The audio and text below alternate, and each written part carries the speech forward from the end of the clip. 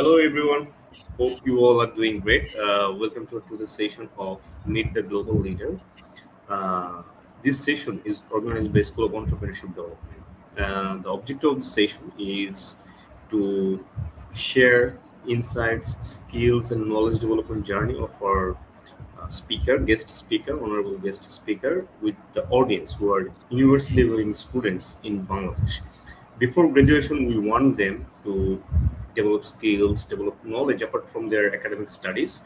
We want to inspire them to explore global market as well. That we are living in a global world. Bangladesh is not the only market that you can compete, but you can also explore global world, global opportunities, uh, and that's one of the objectives of this session is to like broaden their mindset, a global mindset. And today we have invited Ms. Gundega from Latvia. She's also a project manager, meditation trainer, and inner development goals ambassador. Her journey combines leadership, mindfulness, peace building, and social impact. She has worked as a peace architect and mindfulness and meditation trainer with the World Peace Initiative. She also a professional fellow with the American Council for International Education, and so many things she is engaged with. So today we mainly will explore how can inner development help us create meaningful change in the world. Manu, it is a pleasure to have you with us. So I'm not sharing a lot about you. So our audience they're going to learn through the discussion. How are you doing today? I'm good, thank you, and I'm very happy to be here today and share my story, and I hope it will be useful for you. Definitely. And before beginning our discussion, I'd like to share a sincere gratitude on behalf of School of Entrepreneurship Development because you always support from your capacity for us. Like with opportunities, with resources, by sharing resources with us, and like it really means a lot to us. So, Gundega, if we start our discussion, you can like start it. Mhm. Yes, hello everyone one more time, and I'm Gundega from Latvia, and today I will share a bit about my journey with an idea that to inspire also you to explore different career paths and directions.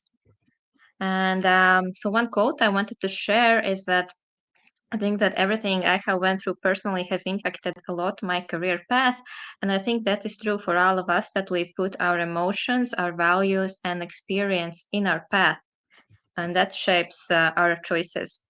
I think my career path is actually quite non-linear with a lot of U-turns and a lot of exploration and also seeking myself. And I think, as also many of you, during high school, I was not quite sure of what path to take. And at the time, I had different interests. One of my hobbies was filming and media. Then I also had my own student company together with my classmates. And the third hobby I had was painting porcelain. So I didn't know what career path to take because I was enjoying both math and art. And what I did was I applied for Stockholm School of Economics in Riga. It was a local university, but it had very international mindset and reach. And entry exams were quite difficult, and I got admitted. So then I decided to take this opportunity. But what happened was that during the studies, I realized that what I'm studying is not quite what I'm very passionate about. I was not that interested in economics and finance. And the second thing that happened was that I burned out a lot. So here is also one last lesson I can share that it is very important to choose what you really enjoy because then it will be easier for you to study these subjects. Nevertheless, I tried to make the most out of this experience. So, in my first year, I started to seek opportunities from different like summer schools and non-formal education, and also through elective courses. I took an elective course, media literacy, in my first year, and that took me more to the world of journalism. And I also did my first traineeship actually with Investigative Journalism Center. And then on my second year, I volunteered for Center for Entrepreneurship Support. It was a local organization in my university. And through this experience, I actually discovered my passion for helping entrepreneurs because I had used to have my own student company, and that was something I was really passionate about. So later on, it will actually lead me to the experience of working for almost 5 years with entrepreneurship support in Latvia. And what I also did was I took the opportunity in my second year to go on summer school. It was an opportunity with a scholarship to go to Prague. And there I selected courses in political philosophy and political science. And what I discovered is that I really liked this very international environment that was in this summer school, and also the subjects I was studying there, which were more social science related. Um, so that took me to the idea that I want to combine both of these passions together. So I decided to continue studying economic psychology and political science. So both of these subjects were the ones I liked the most out of my studies. So also my advice, I guess, is that if you are in a similar situation, you can still find some courses that you like the most from the whole program, and then you can build on those. Yeah, then my story took me to studies, master's degree studies. I went to Denmark because at the time studies there were for free, so I only had to cover my living costs. And at the time, it was a very student-friendly opportunity. There were student jobs, and I took this opportunity and I studied there marketing and economic psychology. And I had quite good grades, so I had the opportunity to go on Erasmus exchange, which I also used. I went to Madrid. It was a big dream of mine because I had studied Spanish language. And there I took some courses that were again more related to political science, like game theory, globalization, and economics of European integration. And when I returned back, I decided to write a thesis that was maybe a bit not so conventional for a marketing degree, but I decided to write it from policy making perspective. So it was about consumer protection. I was researching effects of payday loan advertising, and with an idea that these results could be useful for policy making. And very interestingly, that led me to my first traineeship. I actually got a traineeship in European Commission in a consumer protection unit, which was very interesting experience.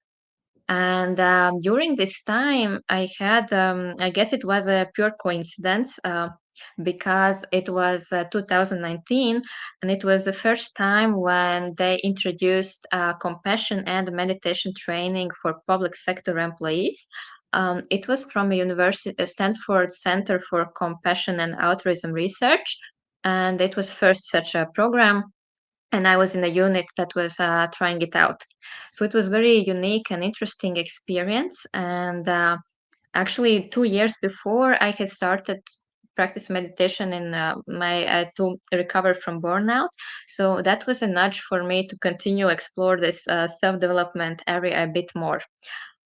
So when I returned back to Latvia, as I mentioned, I wanted to combine marketing and governance, which maybe initially seemed something that is difficult to combine, but I ended up working for Investment and Development Agency of Latvia for almost 5 years. And I started with investment promotion, and then I moved to export promotion. And in both of the positions, my job was actually quite creative. I worked a lot with website management, with campaigns and communication, but it was also with some kind of like social purpose, I would say, to help entrepreneurs in Latvia or to attract foreign investors. So I really liked this idea about the job. And during that, I took the opportunity and started to apply to different international programs just to explore more interests. And so that is also, I think, my advice to always try to look for non-formal education and shorter courses, because in those cases you have less pressure to maybe commitment. You can take a course that is 2 weeks and you can test out and see if it's something that you enjoy or not. And that was also the case for me. I went to European Forum Alba. I had this opportunity, and there I took a course called Nonviolent Communication. And that was very interesting course. It combined public speaking training, improvisation, dance, and meditation. And I really liked this course. But at the time, I was only like interested. And then 2 years later, I participated in Impact Pioneers program. This is also where I met Mahbub. And there I heard for the first time about inner development goals movement, but at the time it didn't yet connect to me or resonate. I just heard about it and then forgot about it. And on Yeah, the so same just to year, I interrupt, had during that time, yes, to me it was so complex. But later on, yeah, I learned a bit, and definitely going to learn right now from you as well. It's an yes, amazing yes, concept. Please carry yeah. on. Mhm. Yeah. Yeah, for me, it was a bit similar experience. It was actually quite complex.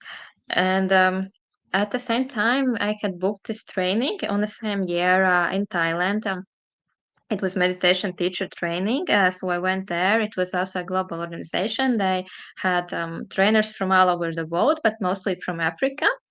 And when I returned back for 1 year, I started a bit training myself in public speaking and creating workshops where I talked about burnout and meditation and all kinds of topics. But to be honest, they were not very successful.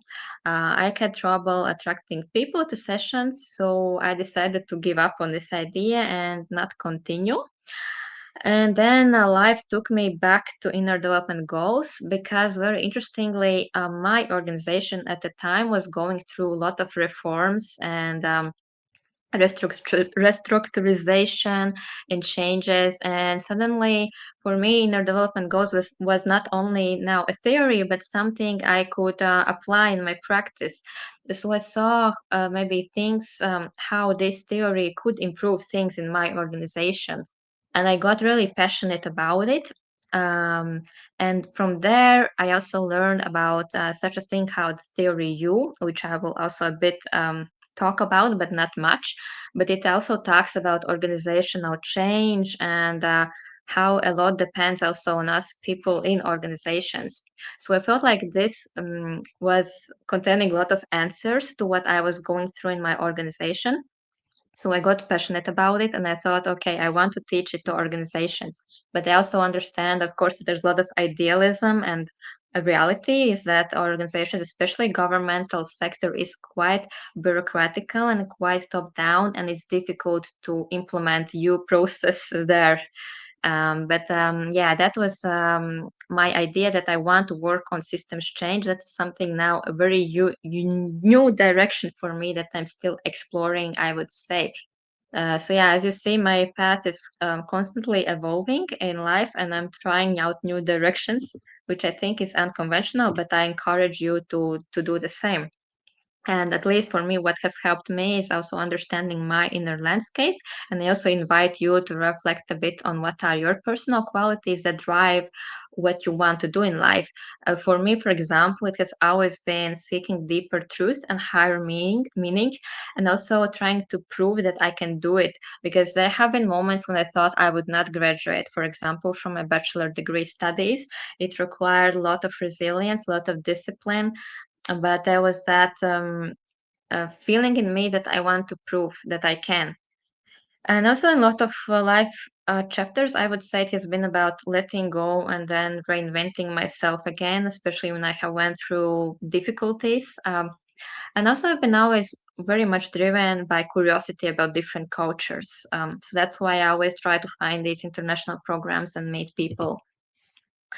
So yeah, now there is one task I wanted to give to you that you can do anytime in your free time, which is to journal and just reflect on what are your strengths and weaknesses, because this can help you determine your ideal path. And also, the second one is what are your values and what is important to you. And here I can just mention one example, for example, how that played out for me. I'm really bad with details, so I realized that finance is not my field, but I was good with big picture thinking and more like creativity. So that was again my strength. So that's why I started to seek a path that more allows for creativity and less is less maybe predefined. Also about values, for example, I've always tried to work for an organization that aligns with my values. For example, I care a lot about entrepreneurs and especially small entrepreneurs who just start their own creative ideas because I was also once in their shoes during high school when I had my student company. Or I care a lot about consumer protection because I think that it's important to do advertising ethically. So these are just some examples also how you can think about your path and what aligns to you personally. And then also, it's possible to think whether your hobby is something you can integrate in your career. For example, for me, I really loved filming, and now in the marketing job, I have to film videos. It's part of my tasks. Also, during my master's degree studies, I tried to launch my own small art business. It didn't succeed, but I tried. So I was painting this type of mugs, and I tried to sell them in Denmark. And yeah, so finally, some tips that I try to collect. One is connecting dots. So when I feel confused in my path and I don't know what is my next step, I try to map everything on paper. I try to write down what are my interests, what are the areas in which I would like to work, ideally, what are my strengths, what are my weaknesses, what I would like to do in my job, ideal job, and trying to map all this. Sometimes I try to put together maybe fields that normally would not go together. For example, marketing in public sector, but that's maybe is also a possibility. Or yeah, so that's one tip I could give. The second one is to follow your heart, interests, and joy. And because if you, I've tried not doing that. I think that my choice of economics and finance was maybe not so much driven by heart. And as a result, I burnt out fast. But when I do jobs and tasks which I really enjoy, it's a little bit easier, I would say. I go more with the flow, it just goes more naturally. And I would say that the best opportunities that I have had in life have always been when I'm doing something I'm very passionate about. For example, writing my thesis, that was a topic that was really important to me. And as a result, that brought me to a valuable traineeship. And also, I would encourage you to never be afraid of the unknown because there might be moments when you will, for example, need to relocate, and that can be scary because it means going out of the comfort zone. But that is part of our growth. And when we overcome this fear, we feel stronger. And also, I think very important is to get to know yourself and also your inner world, because that is what very often drives our choices in life. And when we understand that, we can make choices that make us happier. And finally, I would encourage you to always explore your talents in non formal education. So, seek maybe some hobby groups or student groups. That have people with similar interests as yours. Like you can also look for those groups online, or there are many courses online on YouTube. There are different opportunities for youth that you can check out, and that is a way how you can explore yourself in with less pressure. Because for me, I was bachelor's and also master's studies went with a lot of pressure, I would say. But when I do something that is not maybe graded even, I feel like I'm more free to enjoy those courses. Yes, and finally, my advice when applying for different programs is to have a vision, and you have to describe your vision, and you have to inspire others. And I think that is very, very important when applying also for different international programs, if that is your goal. And now I wanted to talk a bit about inner development goals, which is something new. We are also now just starting this idea to get in Latvia together with other members who have completed the program. But the idea of inner development goals is that there are a lot of pressing social, economic, and environmental challenges that we are not addressing very well at the moment. And the idea of inner development goals is that we need a collective action to address these issues. And that means that we need to start with ourselves and our inner work to make this happen collectively. And it's a non-profit and open source initiative. All the materials of it are available online. There are like many useful resources that you can check out now. And they also have hubs and community, I would say, all over the world. And basically, what they did is they asked the question of what are skills that we need to address sustainable development goals. And they asked this question to 21,000 people from 194 countries. And they combined all of these answers. And from that, they created these 5 dimensions that summarize skills that are very, very important for us to collectively achieve sustainable development goals. And one of the dimensions, for example, is being, which is cultivating your inner life. And actually, for all of these dimensions, there are many different methods that you can use. There is not just one method, and you can choose the method that resonates with you personally. And for example, for me, the dimension of being was very weak during my bachelor degree studies. I felt like I lacked time to self reflect on what are my values or what I'm feeling. And so that dimension was very weak for me in the past, for example. Or yeah, so the idea is that you can reflect on each of the skill, and you can determine which of these are your strengths and which ones you feel like you would like to improve. For example, I have struggled a lot with communication skills. I'm still learning how to speak publicly. It's a lot of stress for me. And then again, I feel like I have always been quite strong with creative thinking, for example. So then I wrote down some questions. These are actually from the official guide that you can now also self-reflect. You can just take a piece of paper and write down what are your 3 most important values.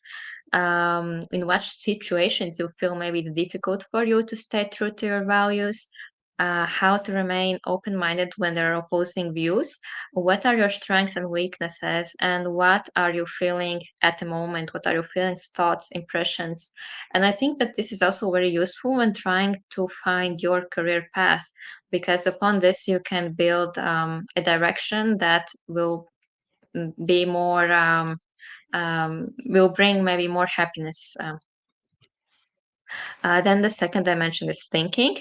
It's about how to identify blind spots in your own beliefs, how to see both sides of an argument, what are perspectives that maybe challenge the worldview, how to find depth and meaning in everyday life, and what are 3 most important things that you think about when you think 5 or 10 years ahead. So it's also about creating this long-term vision for you, especially when you think about your career path. So you can start to already write a bit down where you would like to be in 5 years. Then it's also about relating, about appreciation, where you can reflect also who has already helped you achieve some of your accomplishments, how you can cultivate a sense of unity with the world, what helps you to see we rather than me when necessary, what helps you to take action when you see someone else suffering, and how to find forgiveness for ourselves and others. Then the next one is collaboration. So a lot of this is about communication skills. What helps to foster meaningful dialogue? How can we become more creative and constructive with working with others? What help us include people who think differently? How can we consciously build trust? And what is the best motivation for achieving our goals? So I think especially the last one, I think is very important when thinking about career path, that we also have to find that motivation, and that can be something very personal that we have went through. As for example, in my case, I was once a small entrepreneur, so I like the idea of supporting other entrepreneurs. And finally, it's about courage. And you, when was the last time when you did something courageous? How can we foster creativity? Are you able to see positive possibilities for future? And what challenges have helped you grow and develop? And I think, yeah, this is also very, very useful when thinking about future career path. And finally, I wanted to share that there is an IDG hub already in Bangladesh, which is called IDG Bangladesh Phoenix Leadership Network. So I encourage you to get in touch with them to learn more. So you can already include this in some of your projects or ideas that you're developing at the moment, and also find people who have similar interests, maybe through the hub, who knows. And then I also mentioned a bit that theory U, and I will not go a lot in depth with this, but it's something you can apply also in your personal path, not just for organizations, when you feel confused and you don't know what to do in life. And The idea here is that we have a lot of voices inside, like voice of judgment, cynicism, and sometimes also fear, that does not help us to sometimes see our next path. So sometimes just having that pause in which we a bit, maybe even just sit in silence, and sometimes just an idea arrives. And They call this you process, where we open our mind, heart, and will, and through that, new ideas emerge, and then we can test those new ideas. As for example, I try to test my meditation workshops in real life. I started with some very small classes. I saw, okay, people were not that interested in that, so I didn't continue. But that is how you prototype, with some small steps, and then you can test and see if it works in real life or not. So that is my advice. I hope that it is useful. And the final quote I want to share is that yes, the future is combining soft skills with hard skills, because AI doesn't have a presence or compassion, but we as humans do. So that is what I think will be very important for future skills. Yes, so thanks. And if you have any questions, feel free to ask me. Yes. Definitely, Gunda. Thank you so much. I mean, I was, hooked to your story sharing, the resources that you have shared. So you see, I don't think you have this. You are introvert. You're a very good storyteller. The presentation was good, very simple, full of information, and all through the way you have connected the dots in your so far in your career, in your life. It's very simple, and it's very visible that if someone really, if they want to explore themselves, uh, they can explore opportunities beyond their imagination. Sometimes we think that oh, you live in a developed country. So for example, you have mentioned going to another country and studying, exploring, but it's also quite competitive. We don't understand being here. Say for example, being here in Bangladesh. So Gundega is from Latvia. It's a developed country. She's in uh, based in EU, Schengen country. So many opportunities. But if you before going further, if you share a bit about availing those opportunities that you have mentioned, how competitive um, it was. If you share your experience, it will be more relatable of being applying for this Impact Pioneer program by Swedish Institute. Like the legendary program to me, I believe is going to change the course of impact entrepreneurship ecosystem globally. So how was the experience for you? I mean, the application and you got selected because sometimes people think, oh, like this this common fact, that he or she got selected because they belong from a developed or organized country. So, if you share about the competition in general that you faced in some of the opportunities that you availed.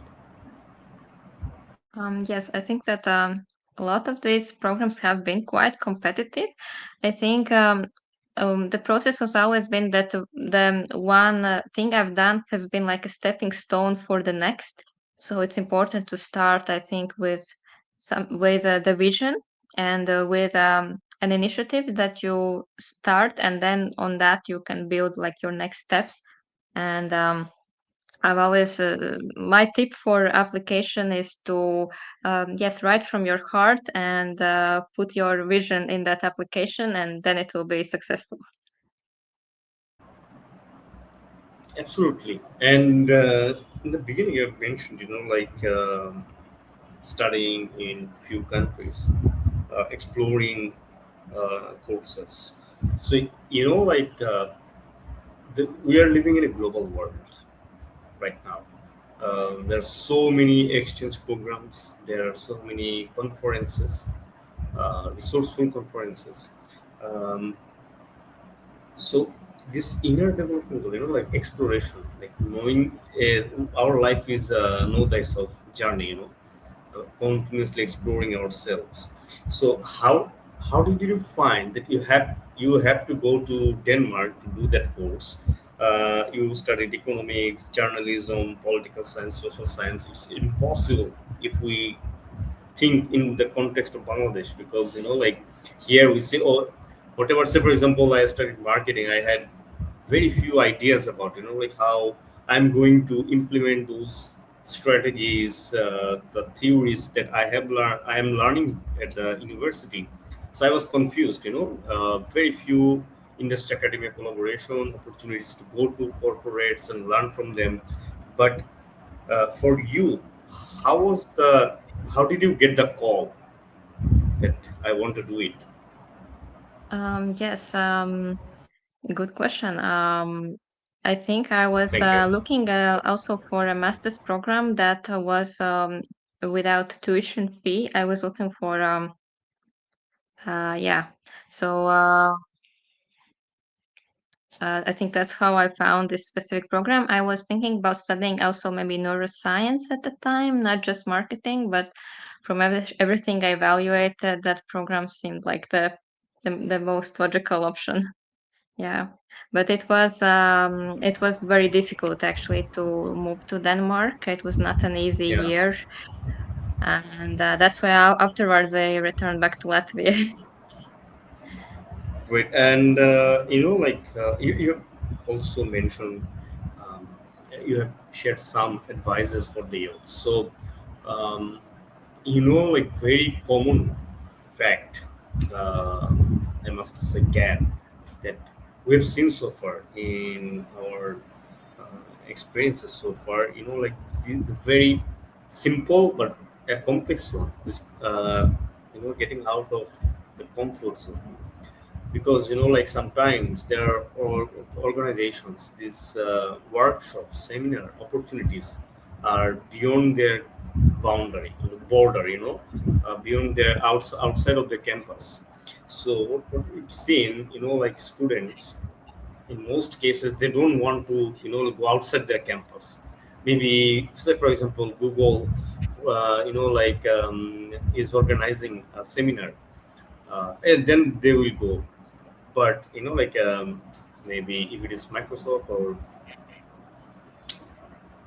PayPal, it's new here. If it's PayPal, they will say, okay, I will go later, or we will wait since they till they come here.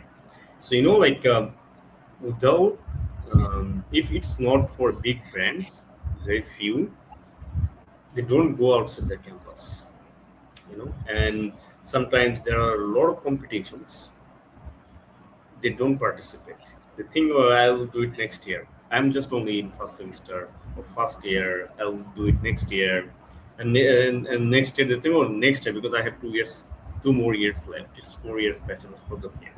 So you see, they don't want to go outside their comfort zone.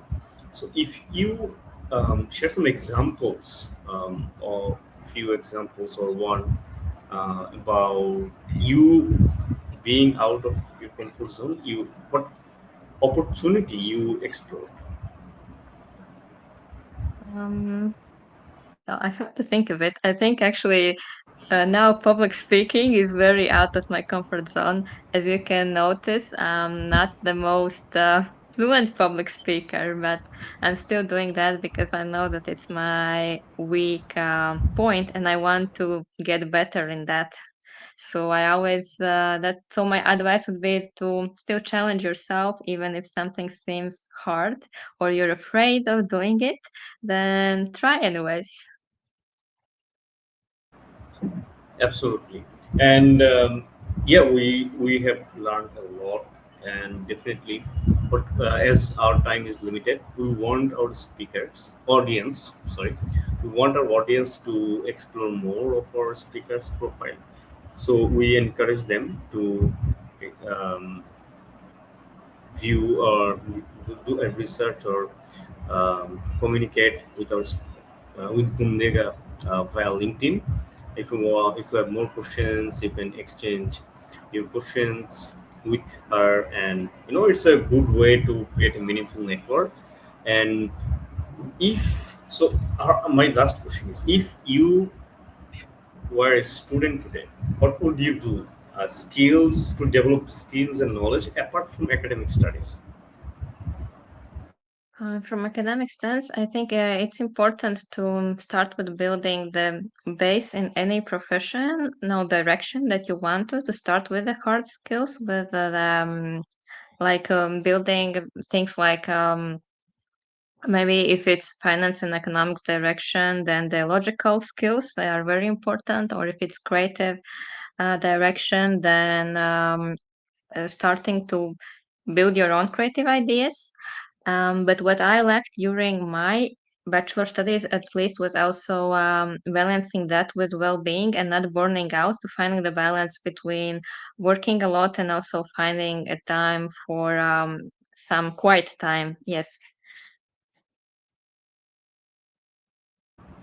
Definitely, like this heavy uses of like social medias. We are like just after like waking up in the morning, within like minutes, we get ourselves like we get tired. We lose our energy because of like the social medias. Like just right after we woke up, we just check our phones.